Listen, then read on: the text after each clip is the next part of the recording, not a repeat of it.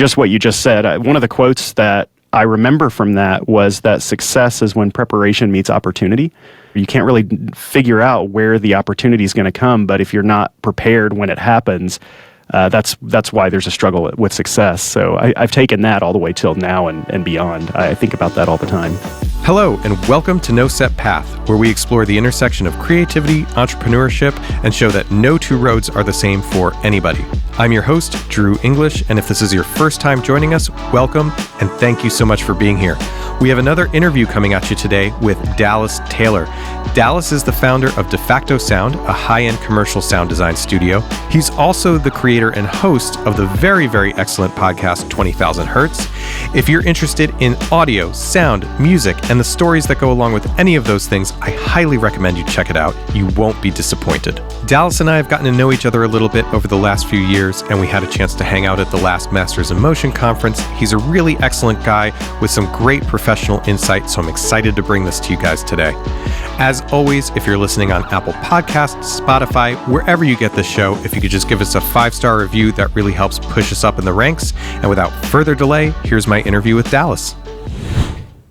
You know, what I wanted to get into is, I feel like a lot of people, myself included, where you see them now has not always been their end all be all. I wrote down, I kind of feel like a lot of people have former lives, right?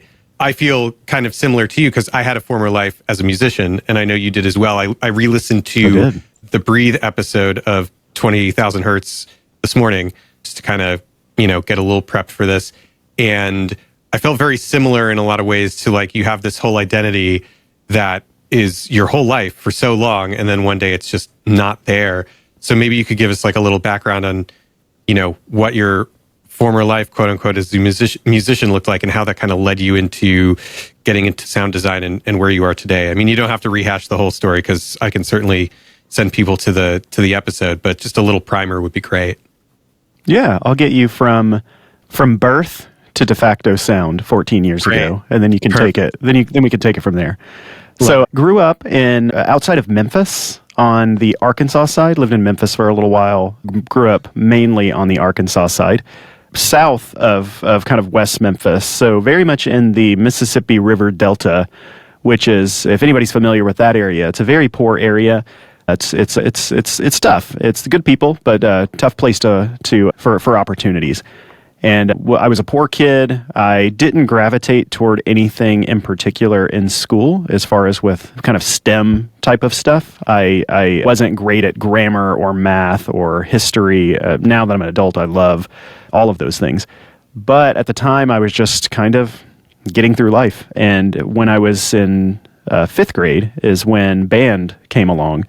And that's when I just had this really interesting experience where it was like, oh, these instruments, they smell neat, they feel neat, it's something that feels foreign. I eventually picked up the trumpet, and for the first time in my life, I was really good at it. And I excelled not only in the trumpet section, but in the actual school. I very quickly became just the best musician there, and then went on to all region and all state, and throughout all of my middle school, high school, and even halfway through college, I was just first chair in all the wind symphonies and jazz bands and everything. That's what I thought I wanted to do with my life. That's what the only thing I was good at, so I didn't know what else to do. But halfway through my schooling, I started to suffer from really bad performance anxiety. And so if you can imagine just these teeny tiny muscles in your mouth, any nuance of shaking or nerves just is amplified 200 times right outside of the bell. And so it effectively just stopped me in my tracks very suddenly, because I had been playing for quite some time by that point and very comfortable. But it reached a point in a concert where I had a panic attack right before a solo and just totally botched the solo. There wasn't really many resources for panic attacks, and it's something that even in music school never was talked about, of all things. It was very much of a feeling of just, oh, what are you talking about? Like who struggles with this? It was just never discussed. And so I felt like there was something wrong with me and just had to find a new way of making a living. And it was at the same time that computers were becoming like more of a deal in composition or in like audio or recording. And I was very much in this very impressionable, rapid time with computers integrating with our life. That I loved it. I loved being able to craft things in that computer, and I wanted to, I don't know, I kind of wanted to be a composer or a conductor, which is interesting because I feel like there's almost nothing more closely related to all these faders right in front of me than conducting. It feels like I feel like I'm a conductor, Totally. but I just don't have to speak to anybody. Yeah. And so, yeah, so like I went through college, had that moment, and then over the next few years, just severe performance anxiety. We would even be tuning in the band, and I would just be like shaking because I just felt like there was something broken in that circumstance. Later, decades later, I realized that that's something that's common. That's a very hidden thing that many musicians struggle with. But I think talking about it is necessary because I think a lot of people will hit that at some point. But yeah, then during college, I started to pivot. I started to become really interested in recording and technology. I took a summer course on recording at a recording school, thinking that I might record bands or something. Very quickly realized I didn't like the environment of recording music artists, mainly because it's there's just a lot of people that cycle through, the first album or second album or whatnot.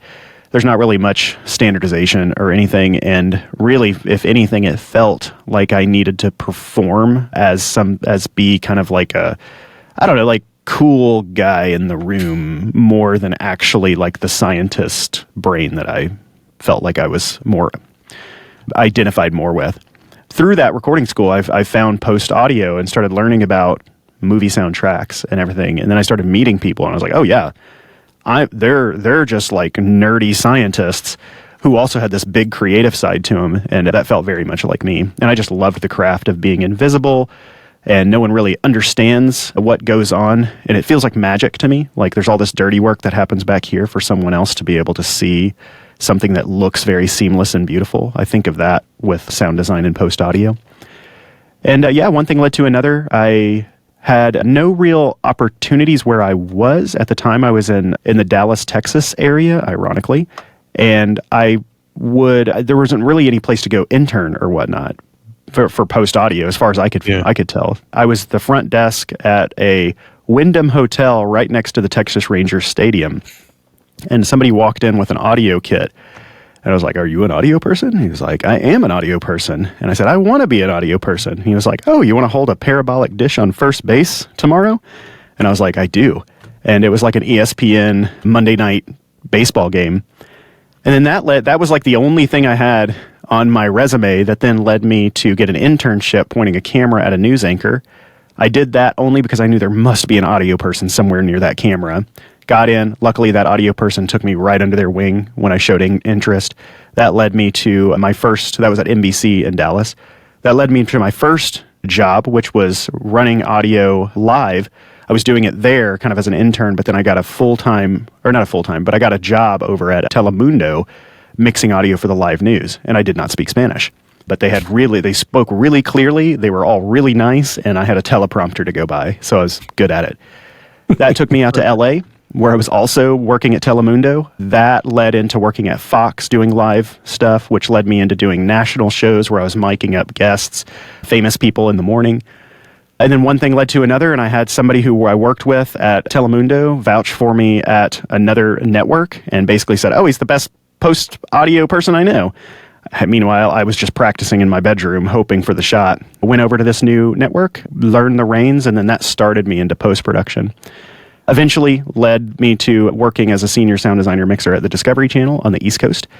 And then, yeah, loved that job. And then in 2009 is when I left that to start DeFacto. It's kind of a great example of fake it till you make it. Really, you're just like looking for the next opportunity. It's funny that you started pointing cameras at people to get to the audio side, and I started on the audio side to get to pointing cameras at people. But, you're just kind of building your experience and like trying to find the next connection, all the while getting ready. So when the opportunity strikes, you're able to jump on it. And, maybe the opportunity just kind of comes out of left field, which is oftentimes what happens. Do you ever miss the music days? Oh, absolutely. Yeah.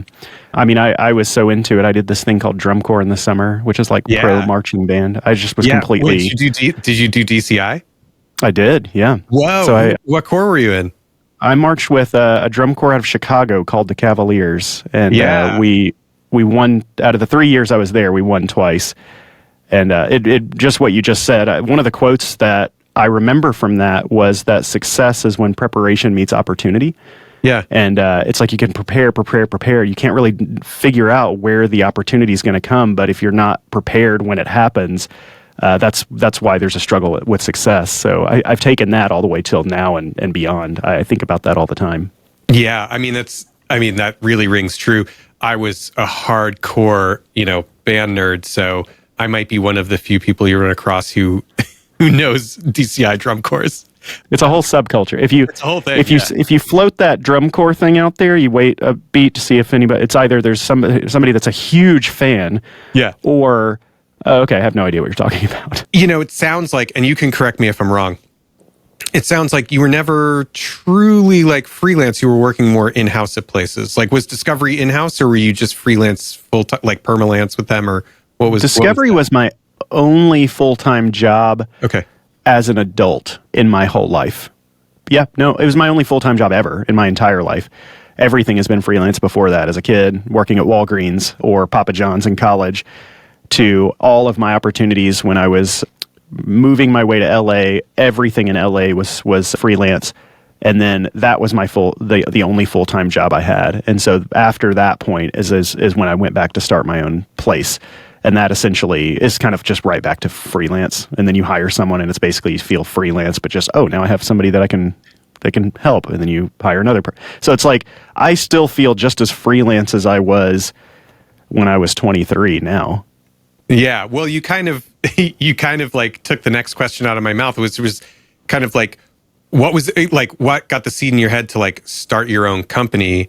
And then was it a paradigm shift? What was that impetus to like formalize a company and like really start pushing it in that regard? It was mainly because I adored my Discovery job. I adored the people. I still adore the people. Some of my closest friends, either from the band days, even some of my freelance days, and certainly at Discovery.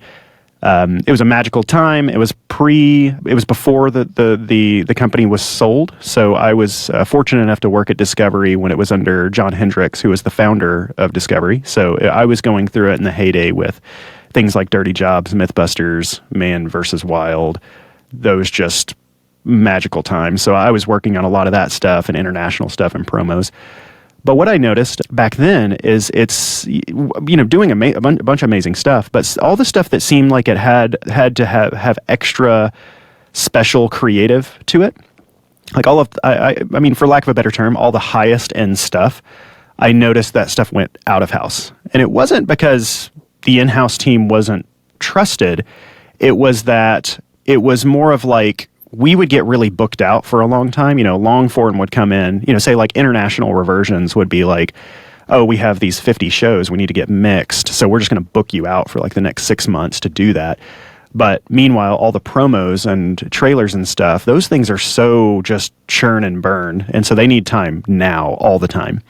And so all the stuff that I loved doing when I had the opportunity, I saw all that going outside or out of house. And so I thought, okay, if I leave and I model the whole business after, very quick turn, always availability, that's when I'm going to get the biggest opportunities. Because it's very hard, even now, it's very difficult to get the highest end opportunities if we're not available now or very soon. I think a lot of people do look at it, will reach out and they'll be like, are you available in, 6 weeks for this thing? And I'm like, that's adorable. Yes. And if you said today, we could probably make it happen. Half of what we do nowadays, not to skip ahead, we don't even know what we're doing until we get into the office. And sometimes we don't even know until hours into the office and we're still delivering same day or next day. So yeah, I think that just sometimes in high-end work, you have to just be kind of perpetually available. That gives me a lot of anxiety. To just think about, and in my world, there's a lot of like, hey, can you fly to San Francisco like in a few days or next week? And that's hard enough when I have an 18-month-old, right? And so knowing all that and like knowing how my day to day is, it just, I get a little triggered when you're like, I don't know what I'm doing every day. And like, we just need to be perpetually available. And how do you reconcile that? Like, how do you get through a day and just be okay with it and not like super stress out? Yeah, it's absolutely terrifying. It's probably the biggest issue in my life that's like the force running against my mental health perpetually. And so after 20 years of doing it, because freelance is basically the same thing, not knowing where the next job is going to come. And, sometimes you can get into a routine where it's like, we need you every Monday, Tuesday, Wednesday for this. And, you're going to fill in. So 20 plus years of doing it, I'm still doing it. And I think that it's like with time comes more faith in that regard. Sure. I also understand the business well enough to know that it's just kind of what comes with the territory. There's not a world where I could, have a full-time job over here and then get 90% of the or more of the projects that we get. It's just that these projects, because we very much laser focused onto shorter projects, things like trailers, promos, ads, short documentaries, sometimes long documentaries. I mean, I would certainly love to have something guaranteed for a long period of time, but even people working in film, which would be a dream, working on films, maybe working on it for 3 months or a couple months or something, there's still always, what's after that? But what's after that? It's a perpetual state of gut churn. So it's very difficult. It requires a lot of faith, and it requires a lot of just preparation. But really, at the end of the day, I can't control when the opportunity comes. All I can do is control whatever we can control. And I think that's what led into the podcast. I know that's part of the reasons that the podcast was started and why we're doing our own things simultaneously to client work, was because that was one way to feel like I had some sort of control over my life, was to just develop something of my own. And so we're fast forwarding a little bit, but DeFacto's been around for 14 years, and about 8 years ago, we went full force into developing like our own original stuff. And so nowadays, it's I think that's our second or third biggest revenue generator, which is just incredible to be able to have that. But that's also brought me a lot of peace of mind because there was definitely before doing the podcast, there's lots of mental breakdowns. Due to the fact that you just don't know what's coming. It's really risk versus reward. Mm-hmm. The rewards can be much higher depending on what you define as a reward, whether it be financial or the type of project or the places that you can go and the people that you can meet, versus the risk involved with the gut churn that comes along with not knowing what's going to happen. Yeah. And did you wind up, as you were starting to build your client roster and things like that for DeFacto, was there any kind of plan, or was all of that just kind of coming from referral through your days at Discovery and other things like that? I'm so curious because I think, I always use myself as a proxy in this show because I think I speak for a lot of people who are similarly disposed, but it's like like I said, started a company because I needed business checking. I had no plan. I didn't know what I was doing. I still don't know what I'm doing half the time, but I make it work. And especially on the client side, it's like, I'm not really sure how I dig up clients. A lot of it's referral, things like that. But I'm just so curious, like, did you have a plan? Is it just, you just started getting work from, previous collaborators? I always gravitated toward other people in the industry with a lot of experience. So I would always extract information and had a lot of guidance. Luckily, I've always been very curious. And so I would ask people a lot of questions, even in my early 20s. And a colleague of mine who was running at the time a successful, what I perceived as a successful sound design company, I was having lunch with him and I said something like, what's your marketing plan? Like, what's your sale? Like, how do you do all of this stuff? And he just laughed and he was just like, I just make friends. And that's what's still sticking with me today. I just make friends. It's not... I don't like sales. I don't do sales. I very rarely ever do cold emails. I do cold emails, especially when I really, really am jazzed about something. I'll write the email and might not get a response, but it makes me feel better to say, hey, I'm a huge nerd for what you're doing. Sometimes someone goes, oh my goodness, I'm a huge nerd for what you do too. And then it works perfectly. Most of the time it doesn't though. Most of the time it's just like, ooh, who are you? Leave me alone. because they just don't know who I am. Even today, I get way more rejections than I get acceptance. Even, you can look, if anybody who knows the studio or the podcast or whatnot goes, oh, that's successful. But no, I'm constantly rejected. So yeah, I would say that the number one thing is, of course, that preparation. Make stuff, make your own stuff. If you don't have something, make something of your own. That's preparation. And then beyond that, I think it really is make friends, hang out with people, get to know people authentically. It's really like this not catch-22 or what. It's just really it's really simple. You just be human. You get to know people. Most of the clients of DeFacto, I don't even think of them as clients. I think of them as friends or collaborators, or we're coming alongside to help them with something that they need.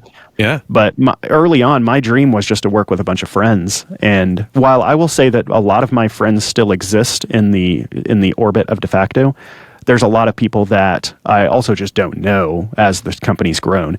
But the one thing that is prerequisite on all fronts is that it has to be a positive experience, and they have to be kind, because people can give feedback in a very negative way, and we will straight up peace out. It doesn't matter what the budget is. It doesn't matter how big the thing is. It doesn't matter. I mean, I've turned down career-defining projects. I'm not going to say I have turned down. I regularly turn down career-defining projects that would be front page of DeFacto, blast social media. I want to tell everybody about this, because I will not support a toxic industry. I would rather be done with it and go be an electrician, which sounds totally fun to do. And I would have a blast being an electrician running around my town helping people do cool stuff with that. And so I know I'm trying to, and I want other people to realize, like, we think a lot about like, this has to work or nothing else is going to work. And I don't believe that. Like, there's so many there's so many crafts, whether it be, electrician, plumber, all kinds of jobs that you could certainly make a living and probably do better. So yeah, I think that I try to always remind myself, yes, this is risky. Yes, I'm going to give it my all.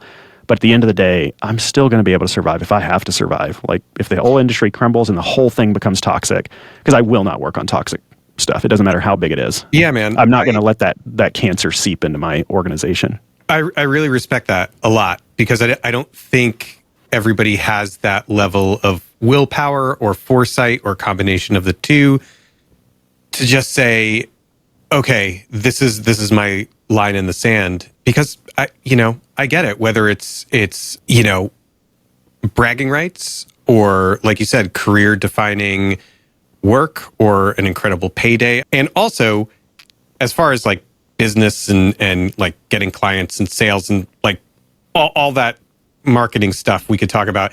Yeah, the answer is super simple. And the longer I'm in this, the simpler it becomes, where it's like, I'm not a sales guy. I just want to make stuff, and I'm good at talking to people. And people don't want to be sold to either. No, they just want to hang out with other people and like get along and see if you can create something together. And the answer oftentimes is so simple.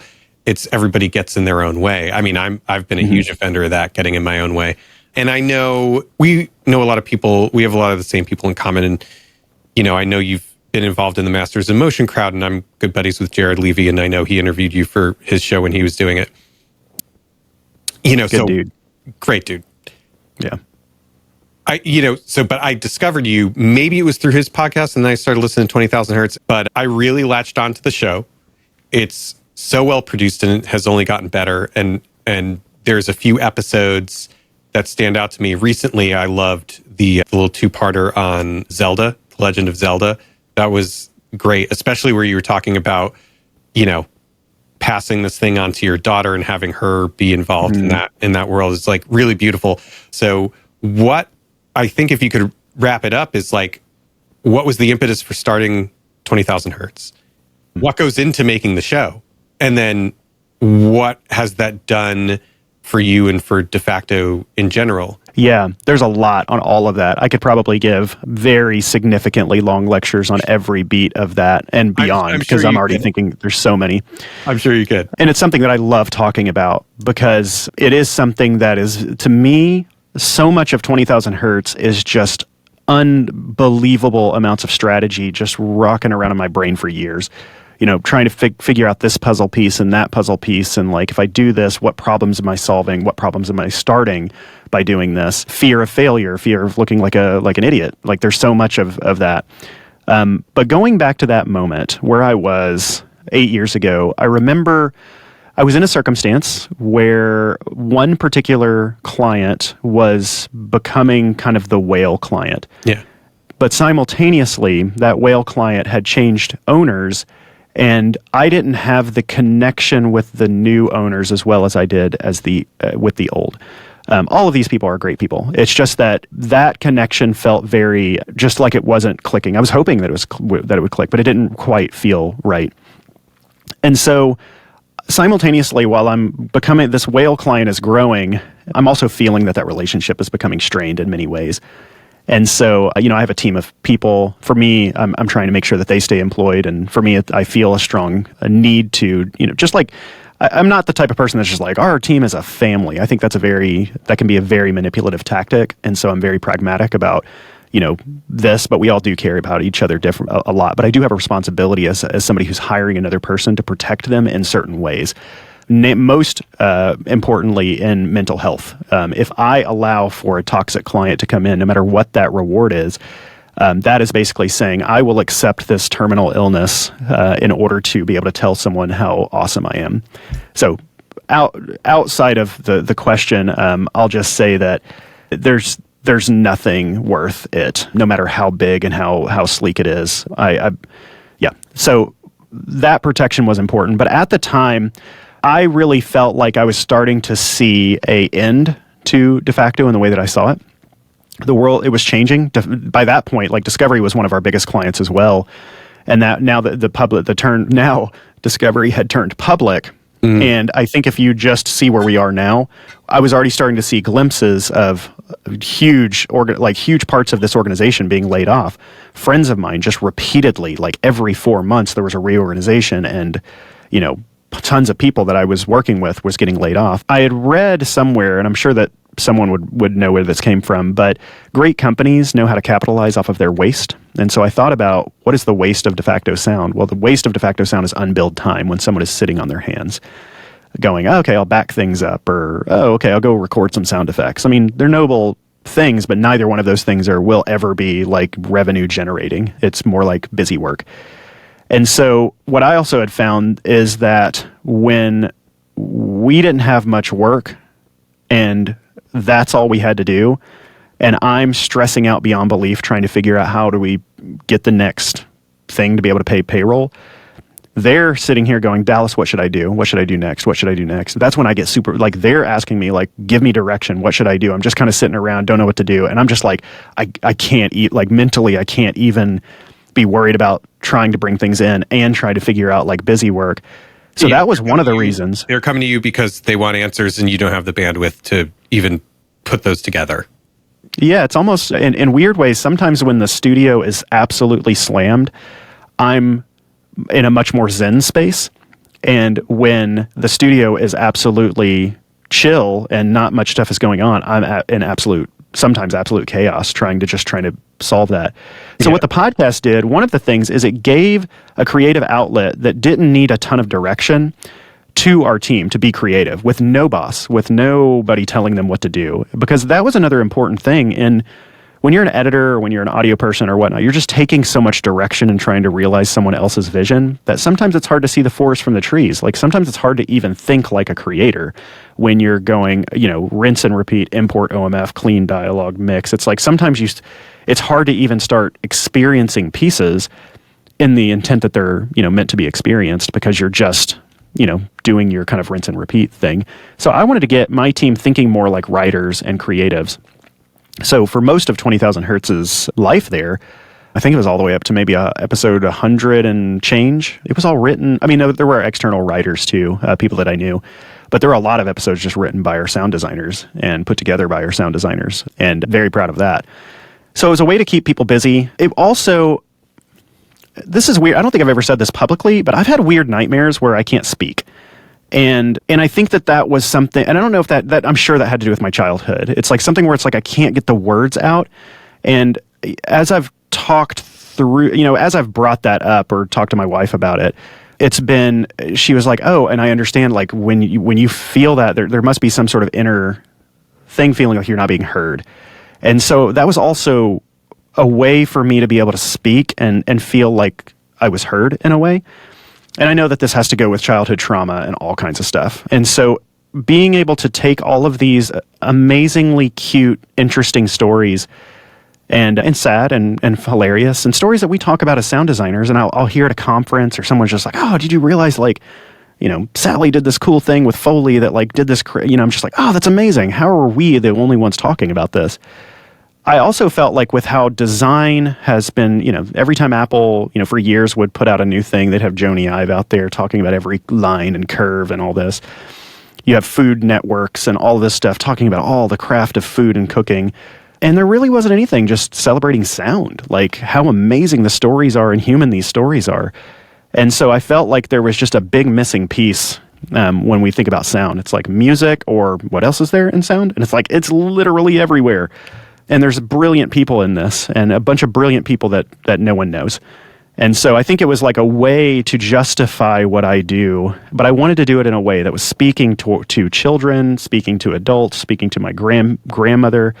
It was just something that I wanted to be able to express the depth and the passion and the love and the care that all of these sound designers that I know have inside them. But many of us sound designers just feel completely brushed aside by many aspects, whether it be culturally or even in the industry. And I, by that point too, I'd already been, pushing 15 years in the industry, and I always felt like this, at least in the world that I felt so often that it would be, we would, one, come in very late, and two, even if I had an idea, I would get a lot of very flippant, like, oh, that's adorable sound person coming with an idea. Now just scoot along and let us visual people take care of things. Oh, I hated that. I still hate it. I'm just like, for what industry I'm in, for the most part, unless we're doing an install or, hopefully one day a theme park, the only two things that we can mess with in this industry, in this specific industry, is our sense of sight and our sense of hearing. And the most brilliant things on the planet are creators and directors and things who also realize that power of hearing and take that into account. And so that was another way that I just felt like not only me, but I felt like the sound industry needed to be heard, because no one pays attention to any of it. And there's just such great, delightful people in sound, and I deeply love them. And I want to kind of this is like my love letter to the industry, just as much as it is to educate other people. Yeah, the passion definitely comes across. I mean, it's filling a gap, and it's really great storytelling in a little corner of the creative world that not a lot of people pay attention to. How long after you launched the show did it take for you to realize, like, oh, this thing's got legs, like this is doing something, and how long did it take for things to come back around to generating some interest in you and DeFacto? I feel like every couple of weeks I have like a new realization, depending on the circumstances that I'm in or where I'm at or who I'm speaking to. But to rewind even prior to this, because I think that this is important for any creator, especially a creator who makes something for themselves as well, is it's so easy, and I could not stress this more, that it's so easy now for so many people to know exactly what 20,000 hertz is, like what it means, like what to expect. And hopefully there's aspects of it of like what to expect and what surprises you may encounter, because I try to also program it very surprisingly. But I cannot stress enough how no one, not a one person saw the vision when it was in my head at all. Not even until we put those first few episodes out. And even then it was still just like, what are you doing? So I would go as far as to say my biggest supporter in my entire world, my wife, did not get it. She was just like, you do this, but I don't know what you're doing. My team, I know, I could see it in their eyes. I mean, you can look at people when they go, I don't know if this is really the best use of your time. Yeah, cool. And so, sounds good. Yeah, well, I'll totally check it out. But it was lonely. It was very lonely. Like I felt completely isolated for years, even thinking about this, doing it. It cost an enormous amount of money straight out of pocket or straight out of the business's pocket, which ultimately would be me. I spent a lot because it was another thing that I didn't want anyone to be unpaid for my passion. So everyone's always been paid in every front since the very beginning. And that was very important to me, unless there's some sort of mutual trade agreement where it's mutually beneficial, but that's very rare. Pretty much everyone, everything from the beginning. And so those early shows and there was no advertising for the first 10 episodes. I had no plan. I didn't know what the industry looked like, but no one believed in it. But I did. Because I knew what it was. I heard it in my head as 99% invisible, but if it was all sound. I knew. And, I'm glad you said it because I didn't want to say it and then make this association that wasn't there. But it's like when you were talking about filling a gap and nobody was talking about it, the very first podcast that got me into podcasts was 99% Invisible. And then you just took the words right out of my mouth. Okay, it's been said. It's out in the world. Oh, I say this publicly all the time. Roman Mars knows. I would say that the reason 20,000 Hertz came out when it did, it could have come out years prior, but I had so much respect for Roman because he did a ton of shows about sound back then. I was like, I'm not going to try to step on them. Roman is just podcasting God and incredible at it. And I'm like, I'm going to come up, as a sound designer and try to, do this. But I knew Roman from early on. I was one of the very first listeners because the first episode of 99% Invisible was about sound. And so and I was one of the first listeners. I met Roman in San Francisco, I think maybe within his first 10 or 20 episodes, mega fan. And yeah, that was it. I was like, that's it. And then over time, 99PI found its identity in the ideas of read the plaque, flags, flag design, architecture, and the sound shows became fewer and more far in between. Early on, there were a lot of them that inspired me. And then as the sound shows started to decrease, that's when I was like, oh, that yearning, I'm missing it. And I'm simultaneously, my career's blossoming in sound. I know people all over LA, New York, worldwide. I'm hearing these stories. And I very meekishly, and I don't even know, and I say this all the time, I'm sure Roman knows about it, but I kind of meekishly floated somewhat of the idea of hey, I'm thinking about doing this, but I don't want to step on your toes. But he's also just the kindest person. He's the same person in real life that he is on the podcast. He's so cool. That's awesome. So thoughtful, thoughtful.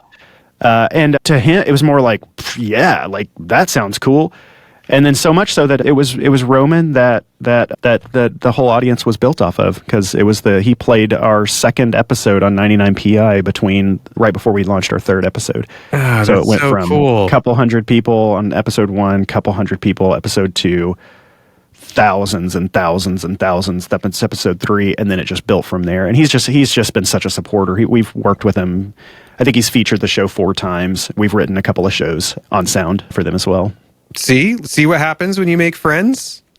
So give me the second part. What have been some of the let's call them happy accidents that have come out of having a podcast that does pretty well? Yeah, if I was going to go on a checklist, I will preface this by saying that I can't control how the cards fall or what opportunities fall from the sky. The only thing I can control is just being as good and as thorough on every single thing that I touch, no matter what it is. And so I'm very much, wanting to control the narrative of the story or the, what we're working on. But I can't, but the thing is no matter how much anxiety or you bundle up in your stomach, you cannot force what you think or want to fall into your lap. So the only thing I do is just throw it out there, see what happens, make friends on top of that. But as far as checklists of stuff, God, the stuff that's happened, I for years, I actually kept a list of things to justify it to myself. I remember some big thing with me and my wife was to talk about if this is not beneficial, holistically, this is taking a lot of your time and mental effort.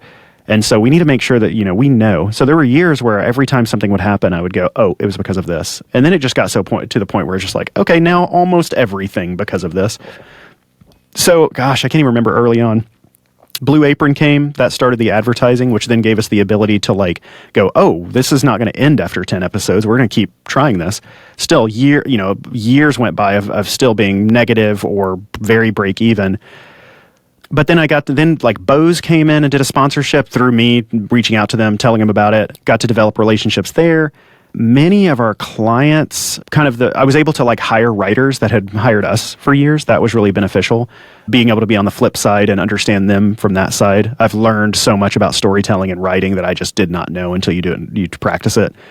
I understand where people are coming from, so I can communicate on their level and what their concerns are, because I'm also someone who's creating something and have an audience of people who listen.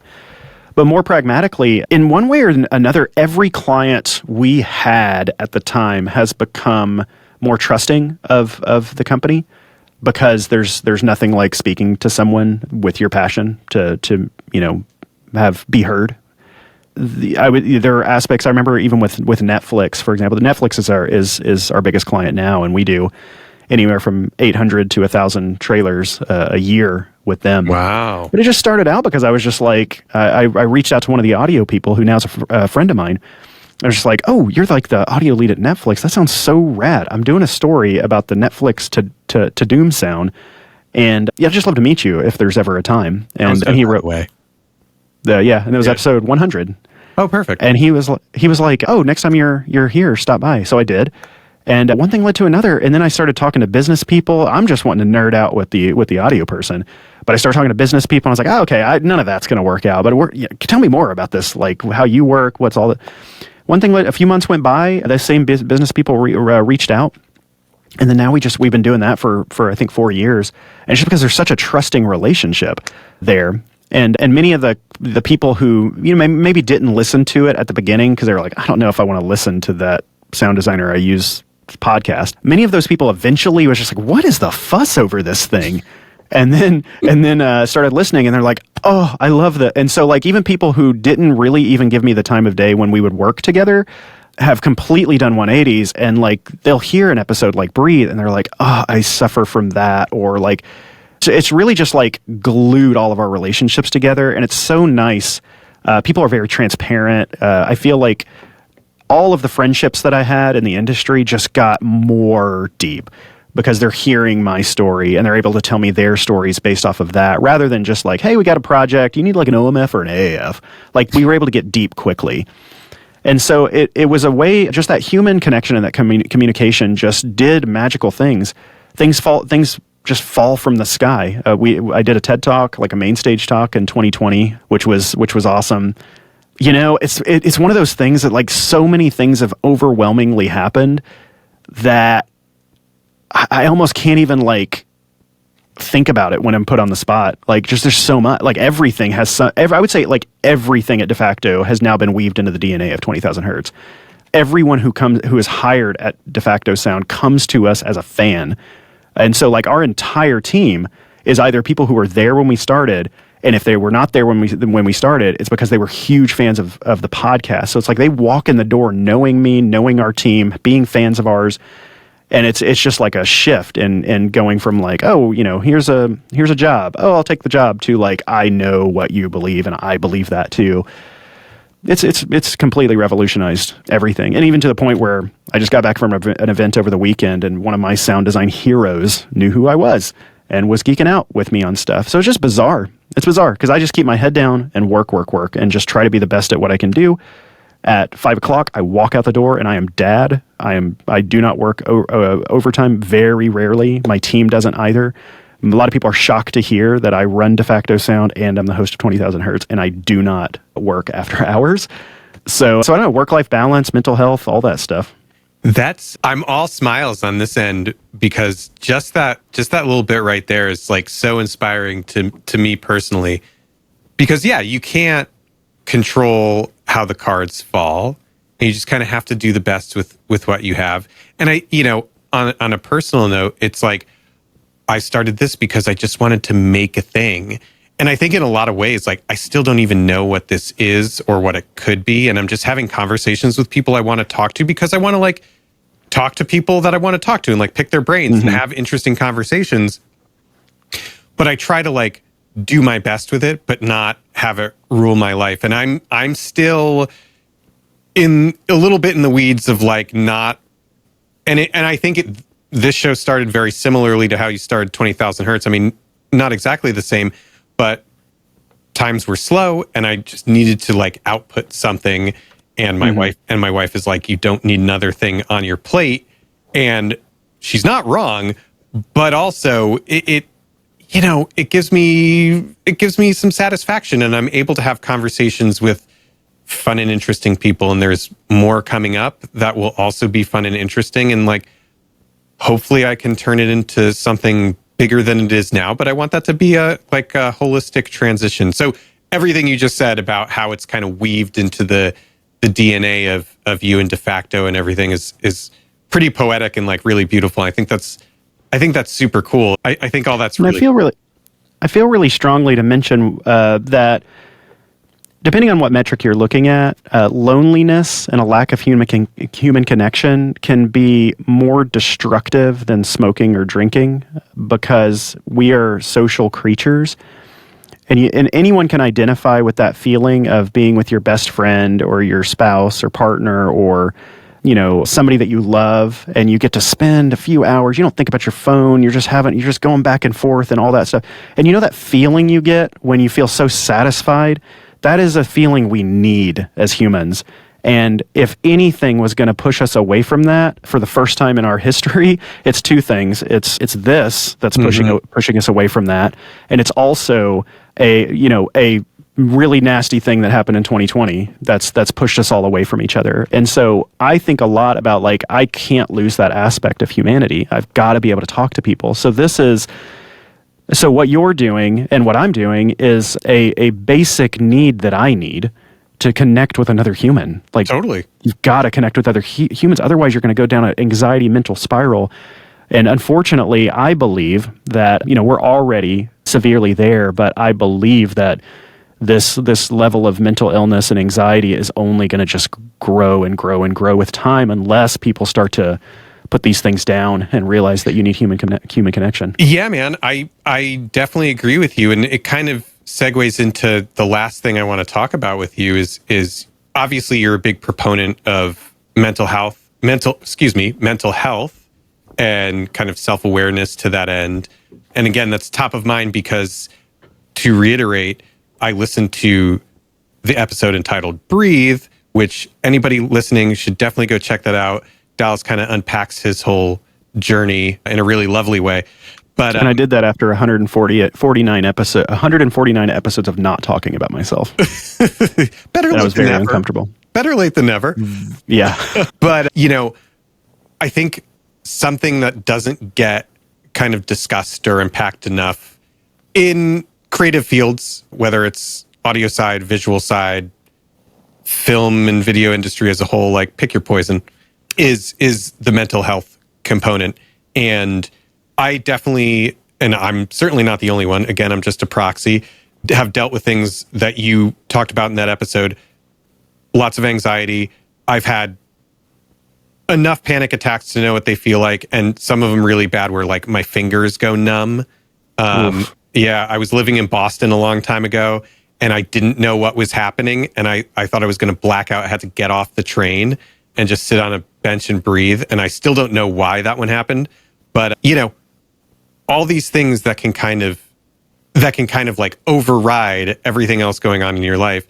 I just want to know like why you think mental health is such an important thing to be aware of and something you champion, especially in the creative fields like we operate in. It's weird. I never even thought that I would be considered that. I think that once I shared that, I think the vulnerability of that, because it was a very, very emotional experience for me to tell that story.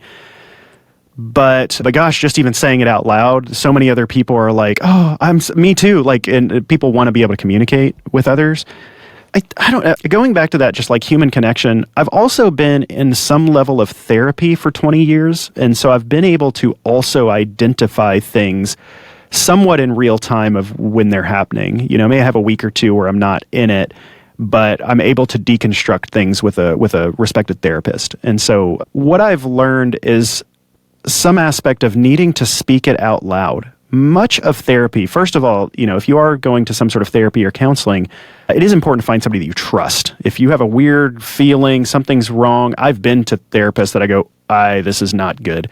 And so I always feel really sad for people who go in and they go, I tried, but like it wasn't right. Like it just felt wrong. I was like, it might have just been the wrong person. You kind of have to date around. But then the thing that's so hard about mental health is, and when you need therapy and you need to talk it out, is that then when you're most lonely, you're most vulnerable, you got to go like shopping to talk to people, and the last thing you want to do is talk about it. Yeah. It's hard.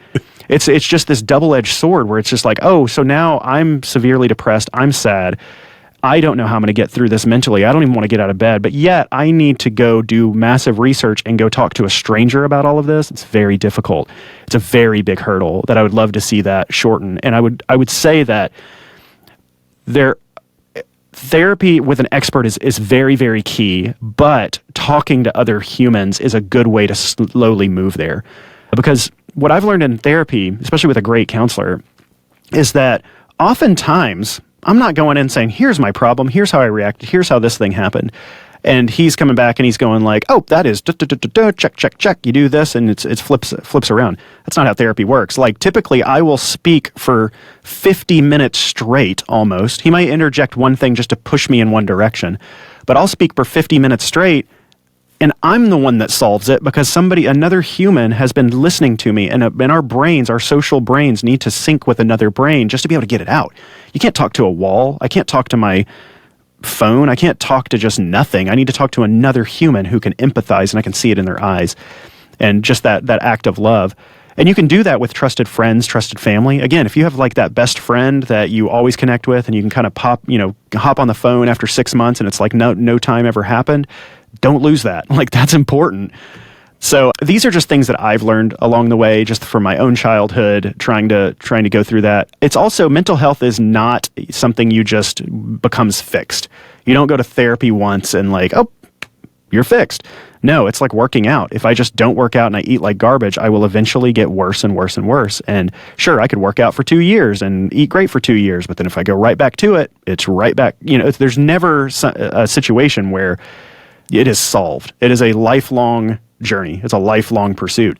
And I love it. I enjoy it. I like learning about the way that my brain thinks. I like connecting the dots between, oh, this traumatic event happened at this time and I'm manifesting it in this way. It seems normal to me to manifest it in this way, but my partner has no idea why I'm manifesting. Like why? And so she's confused at like why I'm reacting in a certain way. She has no idea. And I'm trying to put these, and then I go, oh, this is what happened to me. And then she's like, it all makes sense now.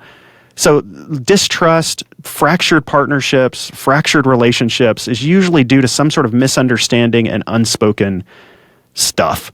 And doing it enough, it's something I very much look forward to. I love going into counseling sessions where I'm like, we're not going to talk about anything today because I feel great. And then by the end, I'm sobbing because something came out that I didn't think that would come out. Because I'm a big proponent of therapy. Like I think it's great to just be able to air your dirty laundry. But my experience has been the same. And when I had that realization of like, oh, this person isn't going to fix my problem, I'm going to fix my own problem. They're just going to kind of like shove me in the direction where I can make the realization. And that's, it's kind of similar to the realization I had with meditating, which I don't do a lot, but I always thought you had to get to a point where there was no noise. And that's not the point. There's always noise. It's like, how do you work through the noise? And the point is like this self-realization, those moments are truly where you start to evolve and start to do better for yourself. And I think the biggest takeaway from what you said is that it's a process that's always ongoing. You're never just going to be better, but you're always just kind of tweaking your self-awareness, which is super important considering that you and I, and by effect, most of the people listening are in kind of like non-traditional career paths and like live kind of crazy lives. And for a lot of us, some more so than others, it's, a lot of feast or famine. Where's the next paycheck coming from? Can I pay my rent or my mortgage? That kind of stuff. And all that really wears on someone's kind of mental fortitude. So I think it's super important. I've said a couple of times in past episodes on the show that doing these interviews is kind of a form of therapy for me. Because, for sure. Yeah, because I don't go in with like a really rigid framework. It's like, I want to talk about a couple of things. I always love to see where the conversation goes and love to see what comes out and like what common threads that I have with the person I'm talking to. And I think it's really helpful. I've gotten a lot out of just a bunch of things that you've said, which is cool, and I'm really looking forward to seeing you in person at Masters in Motion this year. Yeah. This will come out probably after Masters in Motion, so we will have already seen each other. It was such a great conference. It was so good. So good. Right? So I'm good. glad it's back. Yeah. So before... That one speaker, so powerful. Super. Mm-hmm. Yeah. Mm-hmm. Before I let you go, anything on the horizon new for you or De Facto or 20,000 Hertz? Anything you want to fill people in on? And where can people find out more about you? Yeah. If you want to, so I would say, number one, check out 20,000 Hertz. It's everything I wanted to make. It's what I wanted to, and there's still just so much more in the coming. It's just getting better and better in my mind. Every episode takes 250 to 300 hours to craft.